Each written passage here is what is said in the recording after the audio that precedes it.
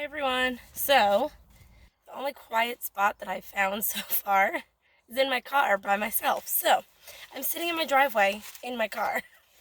All right. So, we have Focused chapter 3. The next morning, Mom shakes me awake. Clea, she sounds scared. How are you not up yet? It's 7:15. We have to leave right now. No, I shout and jump out of bed. School starts in half an hour. There are piles of books and papers covering the floor. I was supposed to wake up early and go over my presentation again. I don't understand why this is so difficult. You got up on time yesterday and last week. She shakes her head. What happened to your alarm? I pick up my phone and open the clock because I'm afraid that maybe Mom is right and I didn't even set it. But it's worse. My alarm is on and ready to wake me up at 6:15 p.m. Before I have a chance to explain, she says, I'm taking your sister to school and then I'll come back and get you. Please be downstairs in 10 minutes. I can't be late. I have an appointment with a student this morning. She walks out of my room and the bracelets stacked all the way up to her arms jangle together, ringing in my ears. I run into the bathroom, turn on the shower, and let the warm water wash over me. It helps a little. I get dressed and pack my bags as fast as I can, checking to make sure I have everything that's due today, including the poster for my presentation. The air outside is cooler than I want it to be. The morning sun finds its way through the layers of clouds and pine trees, but it's not as strong as it was even a few weeks ago, when a tiny glimmer felt like a warm, cozy blanket. I should have grabbed my jacket on my way out, and I think my sneakers from last year are too small because they keep rubbing against my heel. But it's too late to go back into the house and start over. It's a 6-minute ride to school, which is exactly enough time to review my project, but I don't want Mom to ask questions, so instead I stare out the window, watching the houses and trees go by. What happened? Mom asked, turning down the radio so the voices sound like they're buzzing and humming somewhere far away. I shrug because I want to pretend I set my alarm for the right time. Tell me something, she says, trying again. I messed up, okay? My words came out a little too loud. There's no reason to raise your voice. All I want to do is help you. I'm sorry, I say, because it's not her fault that I need to do everything better. Mom reaches out to me without taking her eyes off the road. I move my hand closer to hers so she can wrap her fingers around mine. Her skin is soft and warm, and she holds on like she's going to protect me. You're okay, she says. You made a mistake. It happens to everyone. Let's just move on. Okay, I say, like it's that easy.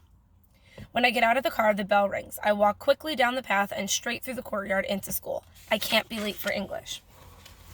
When I get to Mr. Lee's room, I'm winded and my heart is racing. It seems like everyone else is relaxed and ready to go.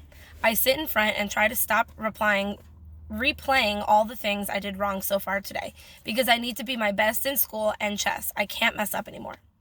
I take a long, deep breath to calm myself, and I immediately realize I forgot deodorant. I check the front pocket of my bag to make sure my secret stash is in there. It is. Phew. I just have to get through the rest of class before I can go to the bathroom with my backpack. When Mr. Lee walks into the room, I raise my hand. Could I present first? I ask as soon as he calls on me. Absolutely. Come up. I unroll my timeline, which includes every single thing anyone would ever want to know about S.E. Hinton. I take a deep breath. I can do this. Susan Eloise Hinton was born in Tulsa, Oklahoma on July 22nd, 1948, which makes her an astrological sign Cancer. I added the first part for pizzazz. Her first novel, The Outsiders, was published in 1967 by Viking when she was only 17 years old. She decided to go by S.E. instead of Susan Eloise because the narrator of the book is a boy. I'm feeling confident and prepared the whole time I'm presenting. And when I get to the end, I know I did a great job making my oral biography informative and relatable. Quinn raises her hand. She's sitting in the second row next to Vivi, looking super fancy and wearing a lot of makeup. She's trying really hard to remind everyone that she's still important, even though she's not the most popular girl in our grade anymore. She hasn't been ever since Vivi moved here last year from Brazil. Quinn acts like she's okay being second in command, but she used to be way more casual and nice before Vivi. I wasn't expecting questions, but I feel prepared to answer basically anything, so I call on her. Why did you pick S.E. Hinton? She twirls the end of her long blonde ponytail. I think it's awesome that she wrote such a successful novel at a young age. But we're not reading her book in class, so you did it wrong. The Outsiders was on the free reading list. Quinn smirks. Vivi covered her mouth, acting like she's trying not to laugh. Clea, Mr. Lee says, Let's talk more after class. His voice is soft, but really everyone in the room knows I'm in trouble, which means that pretty soon the entire grade will too, because hello, that's how things work. I grab my poster and sit down as fast as I can, wishing I could melt into the chair like a stick of butter. When the bell rings, I stay where I am and stare at the floor. We only got halfway through the presentations today, which means if I had waited instead of volunteering to go first, like an idiot, I would have had more time to redo my entire project before Mr. Lee and everyone else found out I did it wrong. Mr. Lee sits down next to me. His secret t-shirt today says Wicked. I can tell how much time and effort you put into your work. He points to my poster. You gave it your all. I look up at him because it seems like maybe whatever he's about to say isn't going to be that bad. But you didn't follow the directions, and that's a big problem. I swallow hard. Unfortunately, I have to give you an F. No, this isn't happening. I can't fail. Since this is the first big assignment of the year, I'm going to let you present a different author on Friday. I'll give you a new grade and deduct a letter. He opens up the reading list and underlines a sentence at the top of the page that says, here's a list of books we will be reading and discussing in class this year. Okay, thank you, I say, because even though the last thing I want is to get back up and try again in front of everyone. It's the only way I won't get an F. After school, I go straight to the multipurpose room for chess. We're practicing with the 6th grade team today. Mr. Lee starts by teaching a new strategy, and then he splits us into 2 groups for a few rounds of human chess. I'm standing on the life-size board dressed up as one of those white knights. There aren't enough players for a full set, so we're using big plastic pieces in place of pawns. Everyone else is positioned on the giant green and white squares, playing the black rank, except for Sam and Red, who are on the sidelines because they're the team captains. Sam is playing black and Red is playing black and Red is playing white. That's confusing. Sam the person is playing black and Red the person is playing the white pieces. The air in the room is stale and sticky. It smells like rubber. I adjust my itchy paper helmet without taking it off my head because that's against the rules and I can't get eliminated for failing to follow simple directions. I need to do everything possible to stay in the game and prove that I'm good. The first 2 rounds go by fast. I move when I'm told and I don't mess anything up, but I'm too distracted by my costume to call out any ideas to help us win. We only have 1 round left and I need to stop rubbing my forehead and focus on the game because I know I'm only making the itchiness worse. But it's impossible to think about anything other than how uncomfortable my skin feels and how much I want to scratch. C6, Sam says, because she wants her pawn to move ahead 1 square. Every square has coordinates. The columns, called files, are labeled A through H, and the rows, called ranks, are labeled 1 through 8. Quinn follows Sam's directions and moves the pawn in front of her forward 1 square. She rolls her eyes so hard like she wants everyone on both teams to know she thinks Sam's move is weak and she's not impressed. I think Quinn is jealous of Sam and everyone who's good at chess because at the beginning of last year, Quinn was the best player on our team. But by the end, she wasn't even the top 12. She was only an alternate. Not that there's anything wrong with being an alternate. I'd love to be in that position, but I'd be pretty mad if the rest of the team kept getting better and I was the same. It's the white team's turn and Red hasn't said anything. Every few seconds, he pushes his copper hair out of his eyes and walks along the edge of the board. Since anyone on the team is allowed to help, I look around, turning in every direction, trying to figure out the best way to win, because I want to prove I'm ready to compete in the next tournament and be someone who matters to the team. The game is a lot different from this angle, which I know is the point. It takes me a minute to adjust, but once I do, I start to see patterns in the pieces. There's a rush of energy that flows through me, taking over my body. The cardboard helmet doesn't feel that bad anymore. I almost forget it's there. I'm focused on finding the answer. I can't shift gears or think about anything other than what's happening on the board until I got it. I know how to win. Red, I shout, move me. You have to move me to G5. Wrong answer, Dylan says. He's standing a few squares away, dressed up as a white king, making an X with his arms. I'm right, I say, because I'm 100% sure. Red looks at me and then at the board like he's trying to see what I was seeing without asking questions that might give away my strategy. Dude, move the queen to H7. It's the only option. Dylan acts like he's better than everyone because his older brother is a candidate master, which means he's good and almost a master, even though that actually has nothing to do with Dylan. Red nods. Yeah, that works, he says, like he's going to listen to Dylan and not me, even though I'm right. No, it doesn't. I try to keep my voice calm, but it still sounds so loud compared to everyone else. How would you know? Dylan looks at me like I'm gum stuck to the bottom of his brand new sneaker. It's not like you've ever played in a tourney.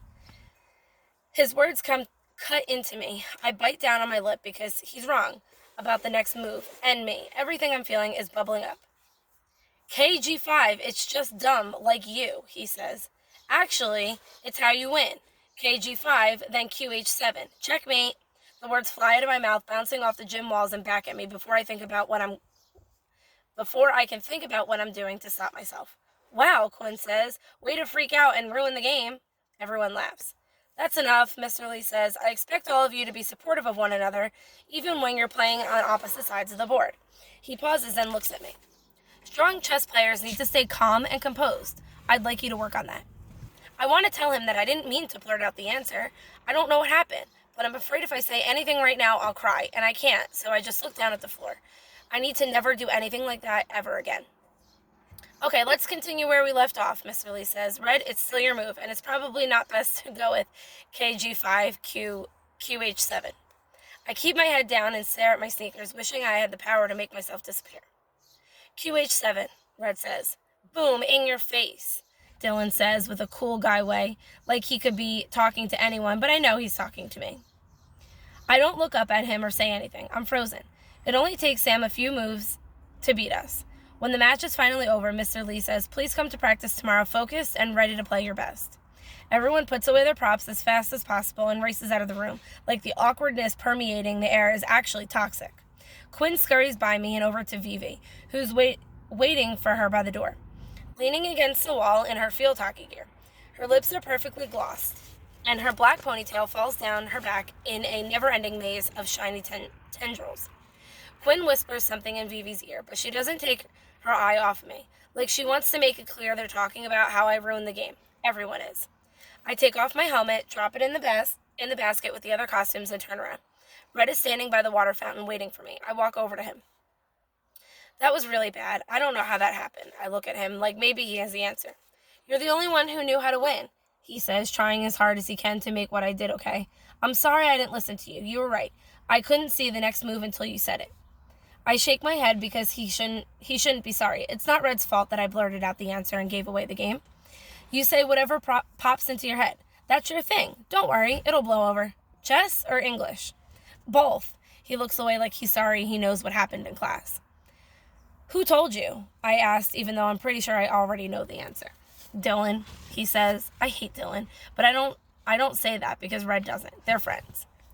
Did you really do the entire project wrong? Pretty much. I nod. I'm so dumb. Don't talk about my best friend like that, he says. It's not cool. You made a mistake. It doesn't make you stupid. Yeah, sure. At least Mr. Lee is letting me redo the assignment on Friday, aka not giving me an F. Phew, you'll do an awesome job, and then you'll crush everyone in class. You'll crush everyone in chess, and no one will remember today even happened. It won't matter. Do you have a backup plan in case that doesn't work? I ask. Obviously, I'm all over it, he says. I'll embarrass myself and give them something else to talk about. And how exactly are you going to do that? I asked. I hadn't gotten that far, he says, but we won't need a backup plan. It'll be okay, I promise. You can do it. I want to believe him. Red's mom drives me home from school on Tuesdays and Wednesdays. When I walk through the front door, Hilda starts barking. Clea, Mom says, can you please come in here? I follow Mom's voice into the living room. She's sitting next to Dad on the fancy embroidered sofa that no one ever uses. They're both stiff and buttoned up in their work clothes, which is so not normal or good for me. Dad definitely shouldn't be home right now. I think about turning around and bolting out the door, but I know that will only delay whatever is about to happen. I sink into the blue velvet chair across from my parents. They're looking at me like they're waiting for me to speak. For once, I don't have anything to say. Henley runs into the living room and grabs onto my arms. I can tell she wants to show me something. Henley, honey, Dad and I need to talk to Clea alone for a few minutes. How many is a few? Henley asks. I'll let you know when we're finished. Henley looks at me, her forehead scrunching up. It's okay, I whisper, because I don't want her to worry. She hugs my arm and dashes out of the room. Mom takes a deep breath. Dad and I met with Miss Curtis this afternoon. She's the middle school learning specialist. I know who Miss Curtis is, but I don't say anything. I don't say that or anything. Over the past weeks, a few of your teachers have expressed concerns about how you're doing in school this year, and I know what will happen with the author project sounds bad and like a really big deal because I got an F for now, but I swear it's not. I made one stupid mistake with the directions, and the grade isn't permanent. I'm redoing the presentation on Friday, and I already picked a new author. I'm going to fix the whole thing. It is a big deal. Mom sounds mad. You did the assignment wrong. We've talked about this. You need to read the instructions carefully and pay attention to what's being asked of you so you don't make careless mistakes. Sounds familiar. That's what you were working on with Chloe Louise this summer. I hate how she's explaining what happened, like I don't already know all the things I did wrong. I know, I shout. I didn't mean to mess up. I won't do it again, okay? Mom sighs and then looks at Dad, like she's had enough. We know you didn't, Clea, Dad says, but at this point, we need to get to the bottom of what's going on at school and come up with a plan to help you.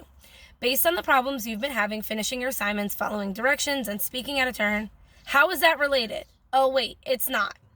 Please stop interrupting, Dad says. Stop being wrong, I say. Oh, stop being wrong, I say back because it feels like they're rewriting everything that happened to make it matter more than it does. Then Dad tells me, your teacher thinks it's important that we have you evaluated for attention deficit hyperactivity disorder. ADHD? You can't be serious right now. I keep waiting for them to smile or do something to show that they're joking, but they're just sitting there staring at me like they're totally serious. This is what your school is recommending, and we're taking their guidance, Dad says. You're going to have an assessment, which means that Miss Curtis will attend some of your classes tomorrow, and then once we get an appointment, you'll be out 2 or 3 days for testing. I can't miss 3 days. I'll get so far behind, and I'm definitely not skipping chess. No way, that's not happening. I need to practice. It's important. I actually have a chance to play in the next tournament. I really don't think Mr. Lee is going to penalize you for not being at chess when you'll be out for tests that the school suggested, Mom said. You don't know that, I say back. We understand how much you love chess, Mom says, but it can't get in the way of school. It's not. No, just no. I don't have ADHD. I can sit in my chair and I can focus. During chess, for example, I'm super focused, like a focus machine. Not everyone with ADHD is hyperactive, Mom says. I roll my eyes. That literally makes no sense. It's complicated, which is why we want to make sure we have the right information. So is this happening even if I say no? Mom and Dad both nod. Can you schedule a test on Thursday or Friday so I don't miss chess? We'll see, Mom says. It's not easy to get an appointment, and we're doing everything we can to make that happen as soon as possible. Chess is the only thing I'm actually good at. I don't get why you're trying to take it away from me. Mom shakes her head. We're not. We're trying to fix what's happening in school. I keep messing up. That's what's happening. It doesn't matter what you do. You can't fix that. I just need to work harder. Mom looks at me like she doesn't know what to say. We really think you need this, Clea, Dad says. Just don't blame me when it turns out I don't have ADHD and got even farther behind and missed chess for nothing. I stomp upstairs to my room and slam the door. Then I take out my phone and call Red over and over until he finally answers. Are you okay? He asks as soon as he picks up. Not really. My voice is shaking. I'm going to be out of school and chess for 2 or maybe 3 days because my parents are making me get tested for ADHD. You can't. Mr. Lee hates when people don't show up for practice. If one person isn't there, he has to play. My parents don't care about chess, I say. All they want to do is come up with a stupid plan that's not going to fix anything. I'm sorry, he says. You obviously don't have ADHD. I think they basically test everyone who gets bad grades for it now. It's like the new thing or whatever. But I don't know, maybe a plan could be good. It might help. You could get extra time on tests and other stuff that would make school easier. You think I need a plan? I asked. I don't know. The end of last year was bad. And so far this year, I know Red isn't trying to be mean. I just wish it didn't hurt so much. When's the test? He asked. I'm not sure. It can be hard to get an appointment. That's great. The longer it takes, the better. You'll have time to show everyone how good you are at chess before you skip out on practice. And if you keep winning, Mr. Lee will play you.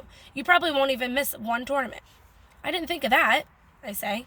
Dude, where are you? Someone asks in the background. It sounds like Dylan, which doesn't make sense because Red isn't allowed to have friends over on school nights. I gotta go, Red says. Don't worry, it'll all work out. Okay, thanks. It helps to hear Red say that he thinks I could still play in all the tournaments, even if I have to miss chess. As long as it takes a while to get an appointment, the only thing I'm good at isn't going to get taken away from me. And that is the end of chapter 3.